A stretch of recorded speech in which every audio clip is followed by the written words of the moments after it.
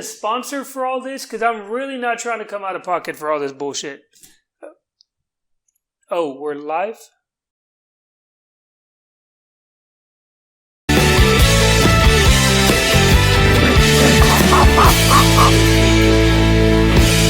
Alright, it's episode number...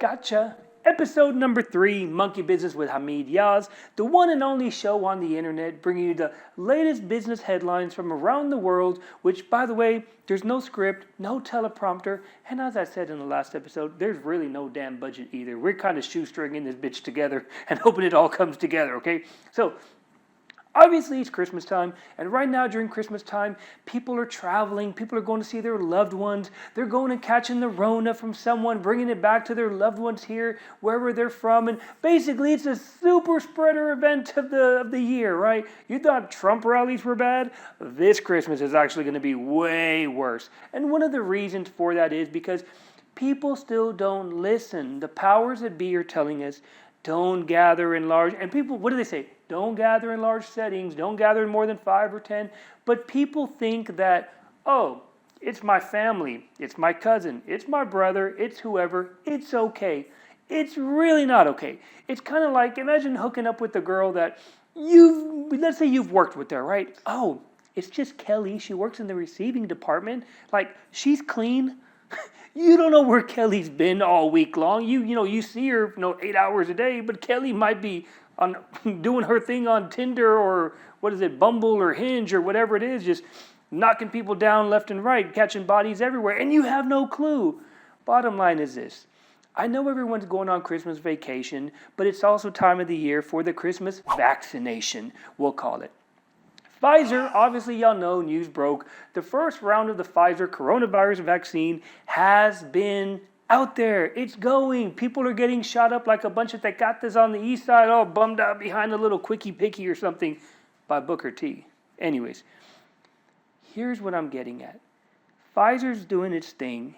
It released it. FDA approved. Stocks skyrocketed. Pfizer's going to change the world and put all of this face mask bullshit to an end, right? Well, that's what you think, because the FDA also, breaking news, just announced that Moderna will be able to bring in their vaccine. So I want you to think about this now. If there's a vaccine that's so good, why is another one coming in to help supplement? Now, is it a quality issue? Is it a supply issue? What is the real reason? Nobody really knows why, but let's just let it be, and hey, it is what it is. Get more vaccines. People that want to line up and get their shot. What are the drive-through shot? You know the drive-thrus where they put the swab in you for the rapid test or whatever? I bet the coronavirus vaccine drive-thru is going to be like darts, where they, slow down, sir, slow down. They just like throw the vaccine, throw the shot at you. And even this has caught the attention of the NFL. Obviously, the NFL, what's his name, Roger Goodell. Yeah, he's a whole nother show within himself.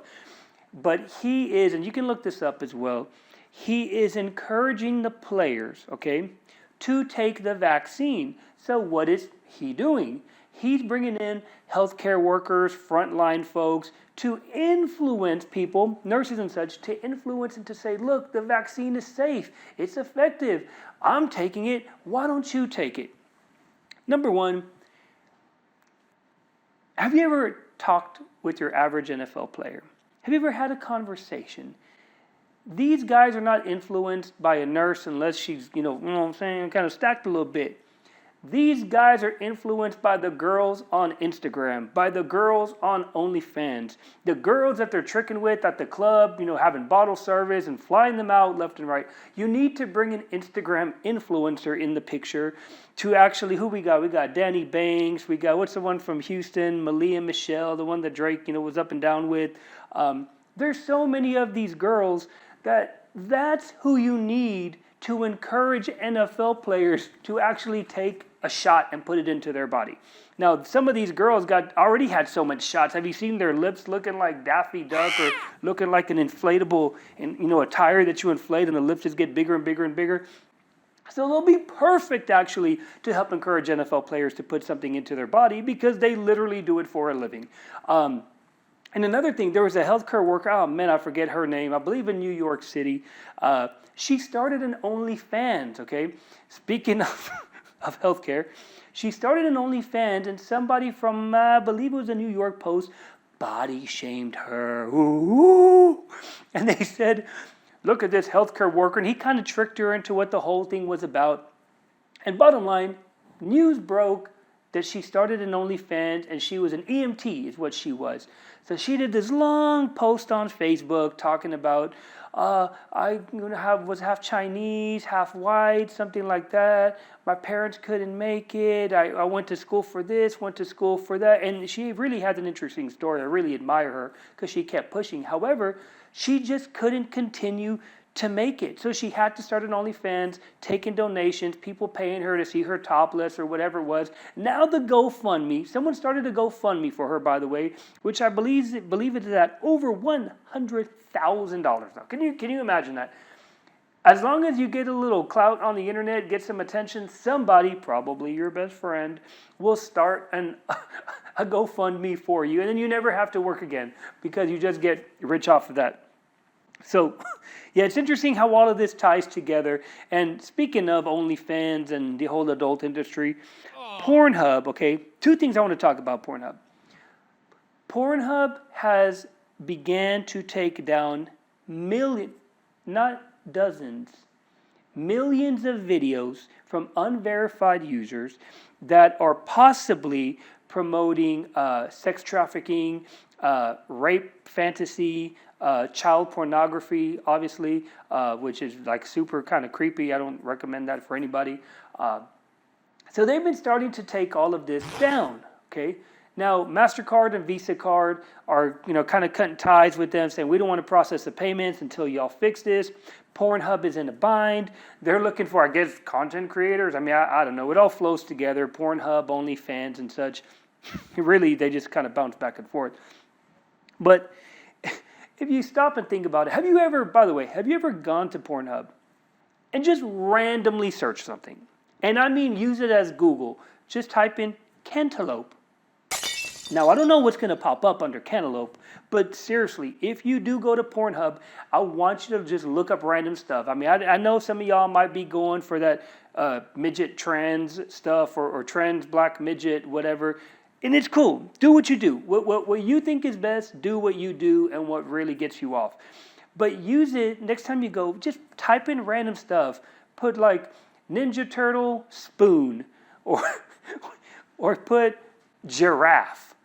Put random stuff and it'll really blow your mind how creepy some of these people on the internet are. So yes, PornHub, you need to get rid of a lot of this crap that you have on there. Now, another thing about PornHub, Google, this is no lie, Google released that there have been more searches, okay, by the name PornHub, over the past 6 months than coronavirus and Donald Trump or Trump. Now, keep in mind, Trump is one of the most obviously powerful men in the world, most looked at, most, people seeing what he's doing, men in the world. Coronavirus, obviously a global pandemic, but isn't it sad that there's more people looking for porn on the internet than there is people looking for health news and political news? It's really crazy. And speaking of PornHub and moving on to that, and getting into the retail sector, the retail news, Instacart, Dick's Sporting Goods, and Instacart announced that they're doing a merger, They're having a collaboration to where now you'll be able to order things from Dick's Sporting Goods through Instacart at over 150 locations. So, if you happen to be on PornHub, you might want to start looking up InstaDick. I don't know. That might be something that a new app that comes out, or it might just be a new category in PornHub. I'm really not sure, but yeah, they basically announced that you'll get same day delivery. Depending on the time frame that you order and such, you'll get same day delivery. So that'll be really amazing, and I'm really curious. You got Dick's Sporting Good, Instacart, InstaDick. Do you see the correlation? I do. That would really just get enough attention right there to really blow people in. And speaking of the world of the internet and things coming to you, Walmart is now, okay, check this out. This is actually kind of cool though. I believe it's really big in China, but here in the United States, but they're trying to make it popular.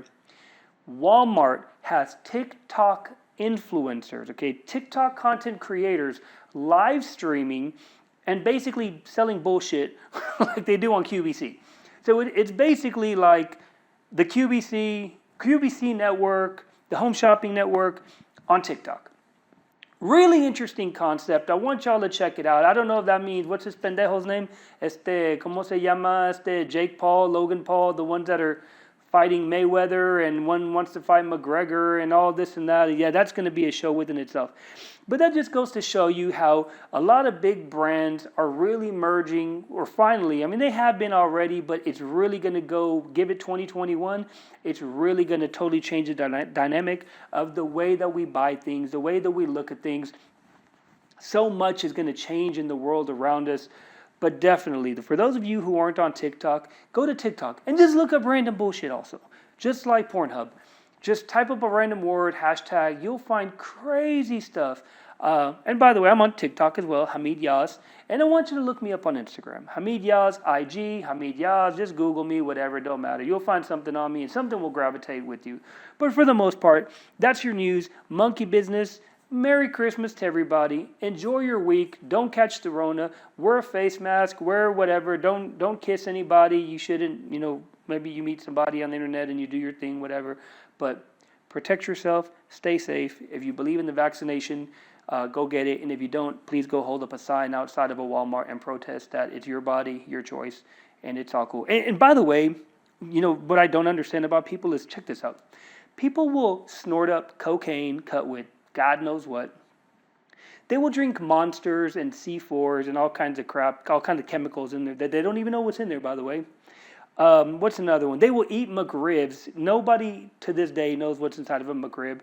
They will smoke crystal meth and scante, all these other kind of weird dopes. But coronavirus vaccine, that's where I draw the line. My body, my choice. Anyways, have a great Christmas. Merry Christmas. Hey, can we say Merry Christmas, or is that dumb?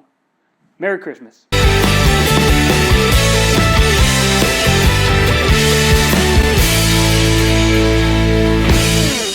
All right, if you made it this far, you're in luck, because now you get to watch the business tip of the week.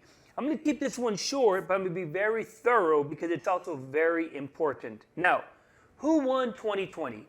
Was it, so his name, Tiger King, Joe Exotic, or was it Dogface, the cranberry juice guy that now is everywhere, making all kinds of crazy money for riding on a skateboard with some cranberry juice?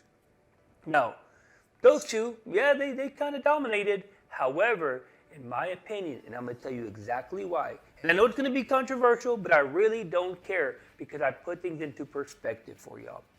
Black Lives Matter won 2020. Now, stop and think about this. You might be thinking, well, is it the organization? Well, is it the movement? You don't really know. So here's exactly why the organization won 2020. Now, of course, depending on what side you're on, you might say, no, there are a bunch of crazy people that just burn stuff down, blah, blah, blah, whatever. You might also be thinking, no, they stand for social justice and this and that. Regardless of all that, I'll leave that to the streets or to the Facebook people to argue and fight about. In my book that I have on Audible right now, 15 Marketing Secrets that my clients pay me for, one of the things that I specifically talk about, okay, and this is nothing new, this is what I teach in my workshops also, was what word or phrase do you socially own? Stop and think about that, okay? That's all I'm saying. What word or phrase do you socially own? And I mean your business, or it could be your personal brand, depending on, if you're a comedian, what kind of comedy do you do? Oh, he's a Latino comedian. He's the biggest thing in Latino comedy. You see what I'm saying? It's little things like that. Anyway, so the reason why Black Lives Matter won is because I think it was 2015-ish they came out. Obviously, they named their organization after, there's a phrase, three words, that's all it was, so simple. Black Lives Matter. Okay, now, stop and think about this. Even now, If you say, but all lives matter, what happens? Oh man, you're a freaking racist, you're this, you don't see the point, and people are arguing and fighting on Facebook and fighting in the streets and holding up signs, and it's just really getting out of hand. But with that word, okay, after word, the phrase came together. And the phrase has people saying, negotiation tip, by the way, that's right. Black lives do matter. Those two words are very important in a negotiation, by the way, to get people to say that. That's right. So what happens is, socially, it's actually legit. Black lives do matter. We know that, yes. And the thing was, when they got that phrase and ran with it, that was the word or phrase that they socially owned.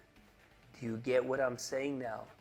So now people that say anything against Black Lives Matter, they're portrayed to be bad and, oh, you're a racist, you're a Nazi, you don't believe this, you don't believe that. That's how powerful owning a word or a phrase can be. So we're not going to dig deeper, but I wanted to put it into perspective for y'all. So stop and think about you as a personal brand, or you and your business. What word is it? The home of the 5-pound cinnamon roll, like that place, Lulu's, I believe it's called, in San Antonio. Is it the place that has 25-cent drinks every Thursday night, regardless of what it is? What is something you are known for? Not just you stand for, but what can easily identify you? What has the masses knowing exactly who you are? Think about it.